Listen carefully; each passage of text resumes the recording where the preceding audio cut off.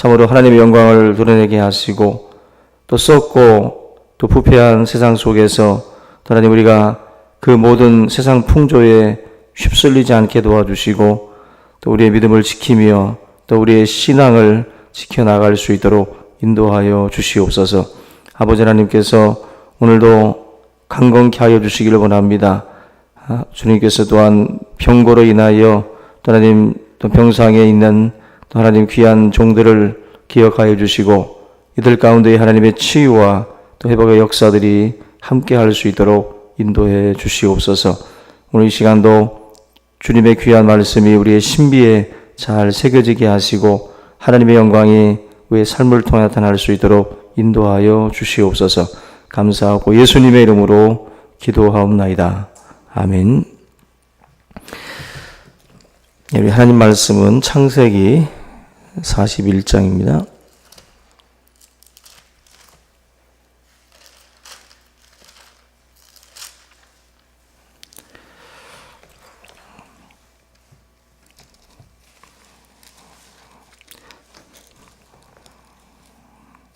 창세기 41장 9절, 창세기 41장 9절입니다. 술 맡은 관원장이 바로에게 말하여 이르되 내가 오늘 내 죄를 기억하나이다. 바로께서 종들에게 놓아사 나와 떡 굽는 관원장을 친위대장의 집에 가두셨을 때에 나와 그가 하룻밤에 꿈을 꾼즉 각기 뜻이 있는 꿈이라. 그곳에 친위대장의 종된 히브리 청년이 우리와 함께 있기로 우리가 그에게 말하매 그가 우리의 꿈을 풀되 그 꿈대로 각 사람에게 해석하더니 그 해석한 대로 되어 나는 복직되고 그는 매달렸나이다. 아멘.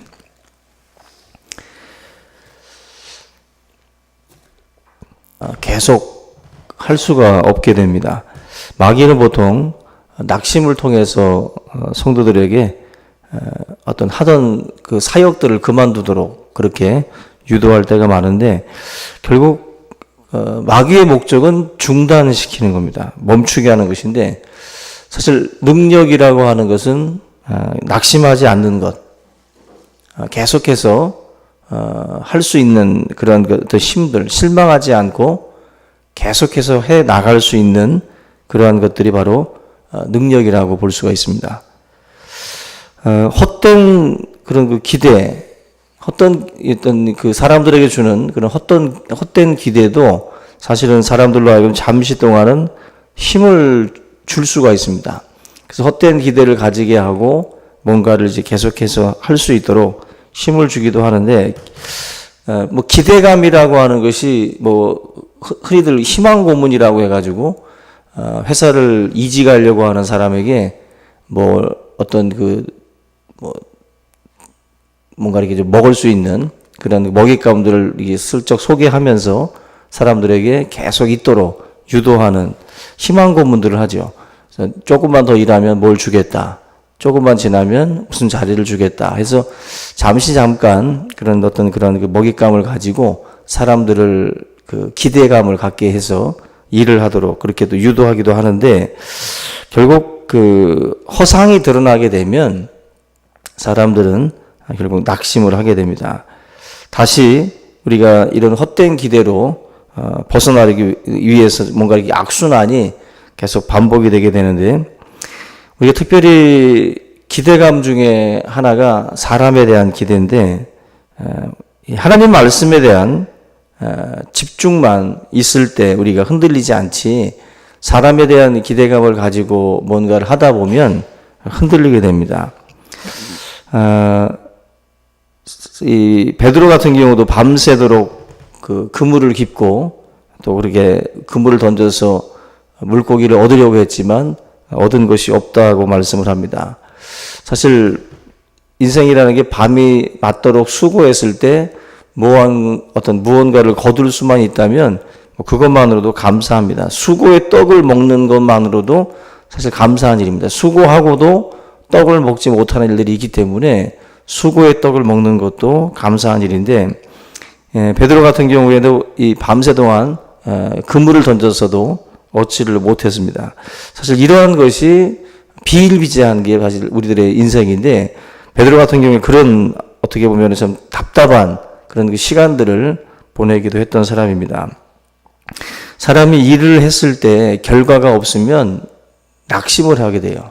뭐 씨를 뿌렸는데 흉년이 들거나 또 어떤 그런 그 수고했음에도 불구하고 열매가 없을 때 사람들에게 찾아오는 것이 낙심입니다. 그래서 이런 그 낙심은 사람들로 하여금 이제 다 뭔가 자포자기하게 만드는, 뭔가를 멈추게 만드는, 낙심을 하게 만드는데, 그래도 계속해서 할 수 있는 것이 바로 능력이라는 거예요.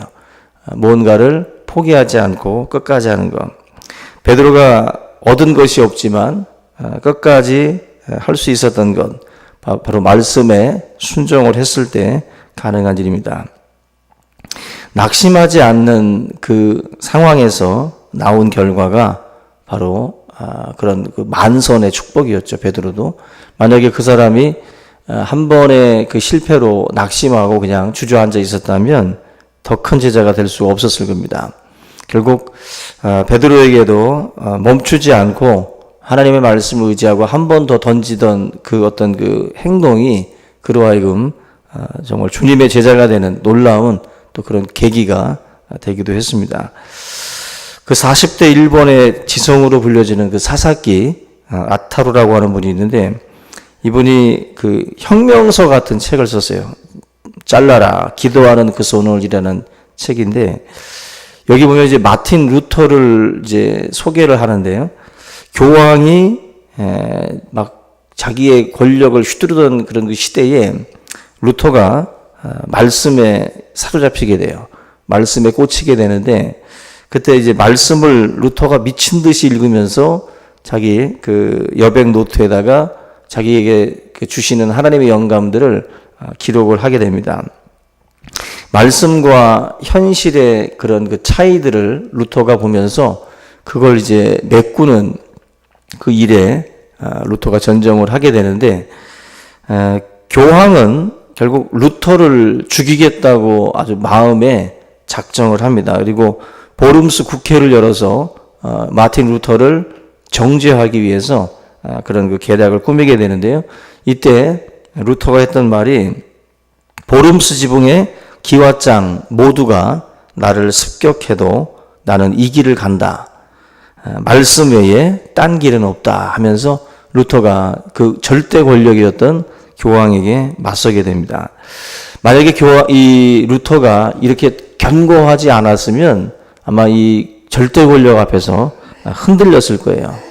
그러나 루터가 이런 그 단호한 마음을 가지고 그 권력 앞에 흔들리지 않았을 때 결국 이 독일을 뒤집어 볼 수가 있었어요.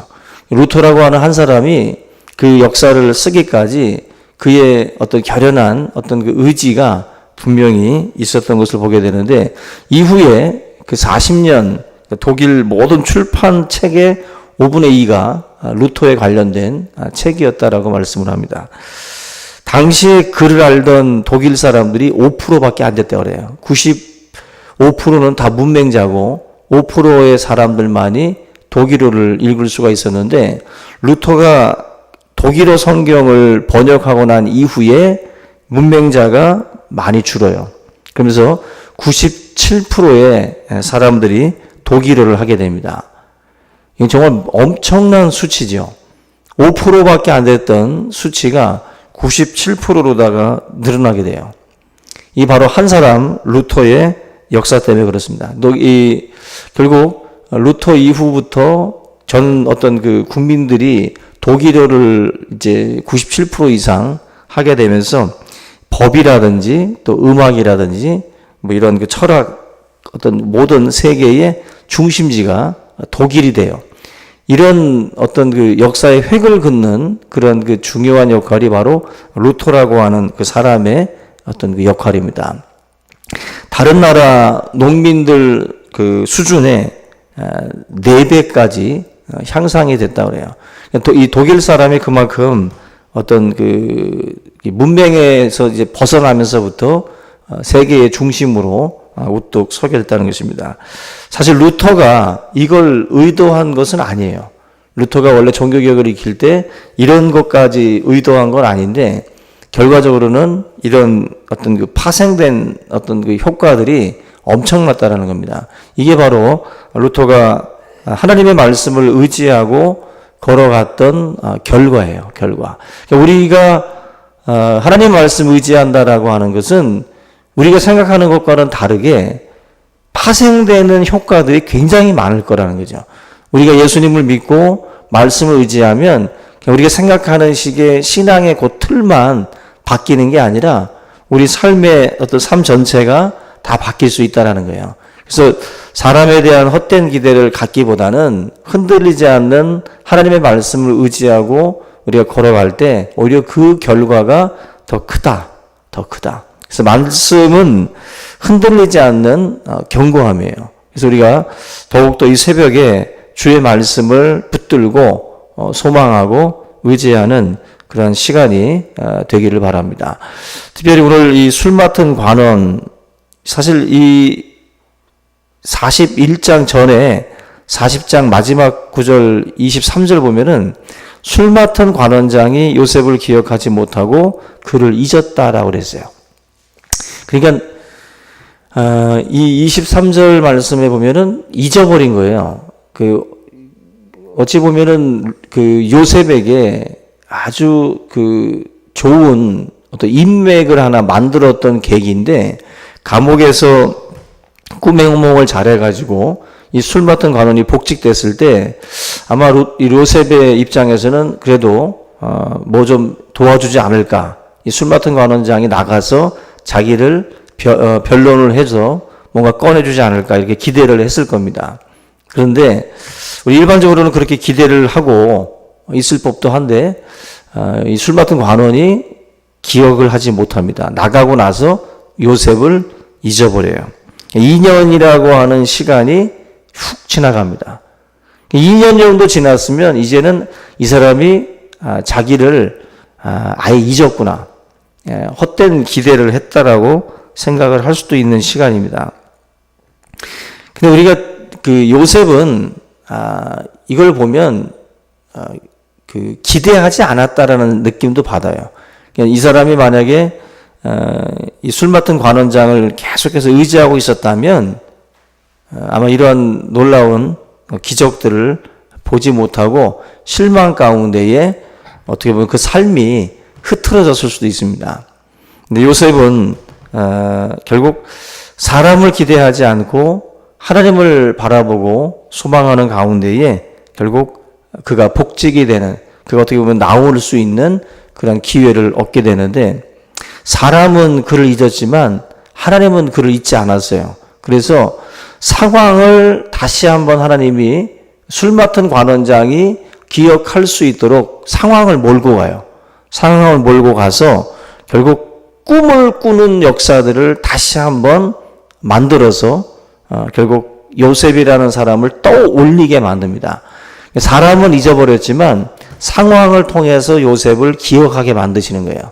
그래서 다시 요셉이 꿈을 해석을 하는 그런 그 계기가 되게 됩니다. 우리가 사실 실망이라는 것은 기대했기 때문에 실망하는 거지 기대하지 않았으면 실망도 없습니다. 우리가 살면서 하나님을 의지하지 않고 자꾸 우리가 헛된 사람들을 의지하다 보면 실망도 더 많아집니다. 그런 점에서 저나 여러분들이 환경이나 상황에 관계없이 하나님의 말씀을 붙들고 의지하다 보면 하나님이 이 모양 저 모양으로 상황을 만들고 틀어서 하나님의 역사들을 또 펼쳐 가신다라고 하는 믿음, 그 믿음을 갖고 우리가 끊임없이 하나님만 바라고 끊임없이 주의 말씀만 의지하는 그런 삶이 될 수 있기를 주의 이름으로 부탁을 드립니다. 우리 이 시간 오늘 이 말씀 함께 붙들고 기도하겠습니다. 우리 주기도문 하시고 기도의 시간 갖습니다. 하늘에 계신 우리 아버지여, 이름이 거룩히 여김을 받으시오며 나라 임하옵시며 뜻이 하늘에서 이룬 것 같이 땅에서도 이루어지이다.